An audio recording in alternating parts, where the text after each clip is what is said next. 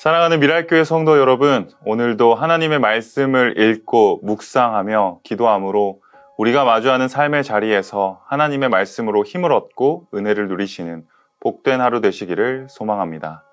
오늘 우리에게 허락하신 하나님의 말씀은 느헤미야 7장 5절에서 60절의 말씀입니다. 다 같이 살아계신 하나님의 말씀을 읽겠습니다. 귀족들과 관리들과 일반 백성을 모아서 가족별로 등록시키도록 나의 하나님이 나의 마음을 감동시키셨다. 마침 나는 1차로 돌아온 사람들의 가족별 등록부를 찾았는데 거기에는 다음과 같이 적혀 있다. 바빌론 왕 느부갓네살에게 사로잡혀 바빌로니아로 끌려간 사람들 가운데서 많은 사람들이 바빌로니아 각 지방을 떠나 제 고향 땅 예루살렘과 유다로 돌아왔다. 그들은 스룹바벨과 예수야와 느헤미야와 아사랴와 라하메아와 나하마니와 모르드게와 빌산과 미스베렛과 비그웨와 느훔과 바하나가 돌아올 때 함께 돌아왔다. 이스라엘 백성의 명단과 수는 다음과 같다.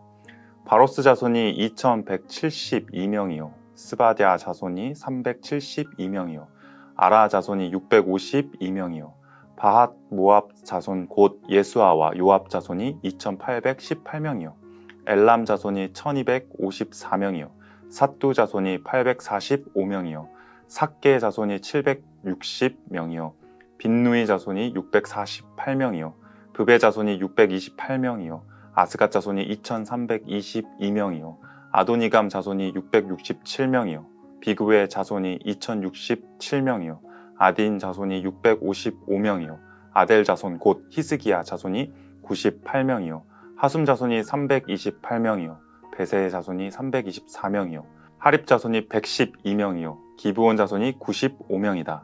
베들레헴 사람과 느도바 사람이 188명이요 아나돗 사람이 128명이요 벳 아스마웻 사람이 42명이요 기럇 여아림과 그비라와 브에롯 사람이 743명이요 라마와 게바 사람이 621명이요 믹마스 사람이 122명이요 베델과 아이 사람이 123명이요 느보의 다른 마을 사람이 52명이요 엘람의 다른 마을 사람이 1254명이요 하림 사람이 320명이요 여리고 사람이 345명이요 로드와 하딧과 오노 사람이 721명이요 스나 사람이 3930명이다.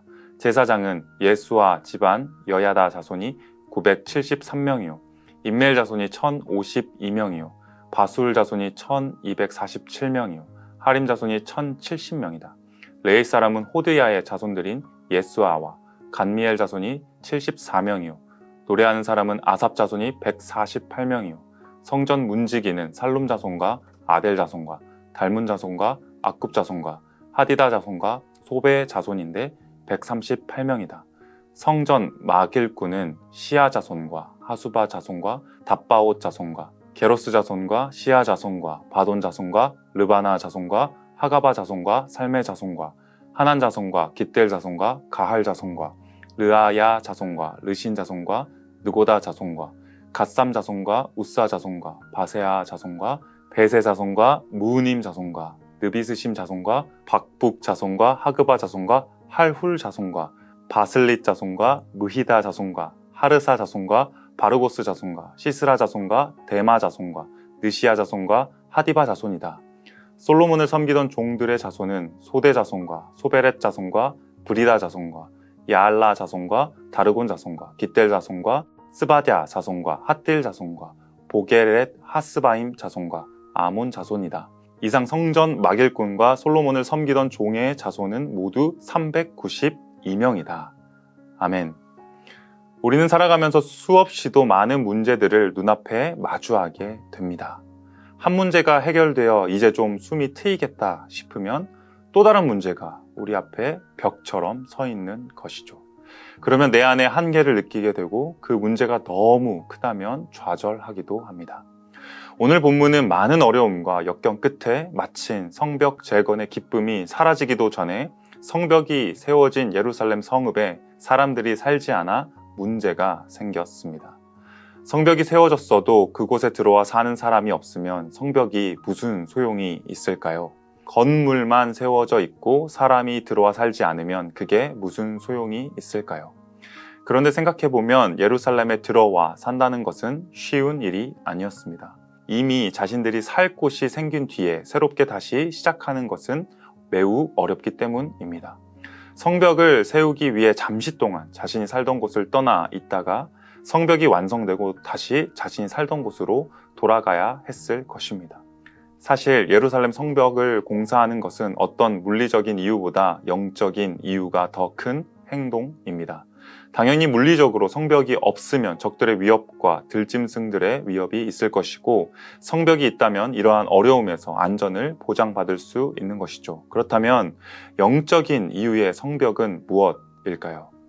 바로 성전을 중심으로 성벽이 둘러싸인 이 예루살렘은 영적인 공동체의 상징성을 갖습니다.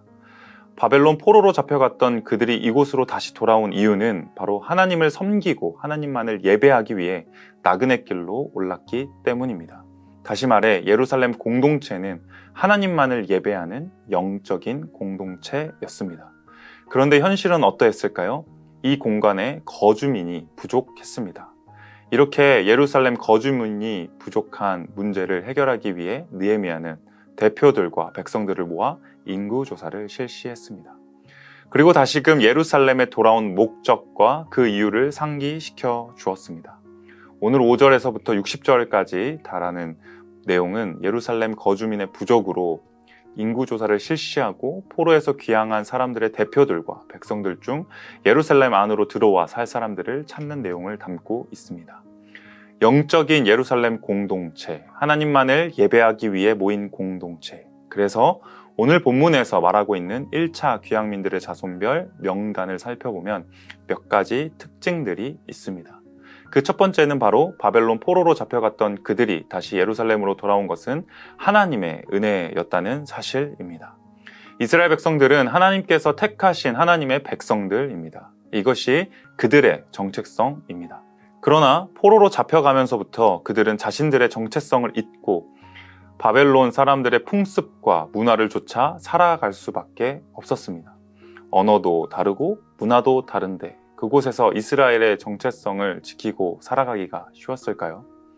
그렇기에 예루살렘으로 다시 돌아와 여호와 하나님만을 예배한다는 것은 포로 귀한 자들에게 있어 대단히 중요한 삶의 핵심적인 가치였습니다. 그렇기에 본문은 다시 한번 포로에서 귀환한 일이 마치 과거 이스라엘이 이집트에서 하나님의 구원함을 받아 약속의 땅 가나안으로 온 것과 같다고 이야기하고 있습니다. 귀환하여 돌아온 가문도 이스라엘 12지파와 같이 귀향한 지도자 12명이 먼저 귀향민의 대표로 소개되어 있습니다. 이렇게 배치한 이유는 포로에서 귀환하는 그 자체가 하나님의 은혜가 아니고서는 불가능했다는 사실을 귀환하여 살고 있는 사람들에게 상기시켜 줍니다. 그리고 이곳에 돌아온 목적도 알려주는 것이죠. 아마 세대가 지나면 지날수록 바벨론 사람들과 같이 동화되어 살아가는 것이 더 편했을 것입니다. 그러나 돌아온 이유는 바로 여호와 하나님만을 예배하는 예배자로 서기 위해서였습니다. 하나님을 예배하기 위해서는 성전을 중심으로 하며 성벽이 재건된 예루살렘 성읍 안에 사람들이 살아야 하고 예배를 드리기 위한 제사장들과 봉사자들이 살아야 합니다. 그렇게 하기 위해서 다시금 예루살렘에 포로로 귀환한 자들이 어떻게 돌아왔으며 왜 돌아왔는지를 느헤미야는 인구조사를 통해서 상기시켜 주고 있습니다. 우리도 마찬가지입니다. 우리의 삶에 문제가 생겼을 때 우리는 계속해서 떠올려야 합니다. 이 문제가 나를 무너뜨리지 못하는 이유, 문제가 문제되지 않는 이유를 말입니다. 우리는 문제보다 크신 하나님께서 구원하신 하나님의 자녀입니다. 문제가 해결되지 않아도 나는 실패한 사람이 아니며 문제 때문에 하나님께서 우리를 너는 하나님의 자녀가 아니다 라고 말씀하지 않으십니다. 따라서 우리는 어려움이 우리에게 닥쳐올수록 하나님과 멀어지는 것이 아니라 더욱더 가까이 하나님 곁에 붙어 있으며 그 은혜에 머물러야 할 줄 믿습니다. 두 번째로는 하나님께 예배를 드릴 수 있도록 돕는 제사장의 무리와 레위인 무리가 등장합니다. 귀한 자 명단을 살펴보면 제사장의 숫자가 얼마나 되었을까요? 무려 귀한 자의 총 10%나 되었습니다. 그러니 귀한 자들에게 가장 중요한 것은 하나님을 예배하는 것이죠. 하나님께 제사를 드리기 위해 제사장만 있어야 할까요? 아닙니다. 제사장을 돕는 레위인들이 더 많이 필요합니다. 이렇게 제도화된 것은 이전 다윗 왕 시대 때였는데 제사장을 돕는 레위인들은 역할에 따라 세 그룹으로 나뉘었습니다. 첫 번째 그룹은 성전에서 제사장들의 사역을 돕는 일을 했습니다. 두 번째 그룹은 성전에서 찬양을 맡은 자들이었습니다. 마지막 세 번째 레위인 그룹은 성전 문지기 역할을 맡았습니다.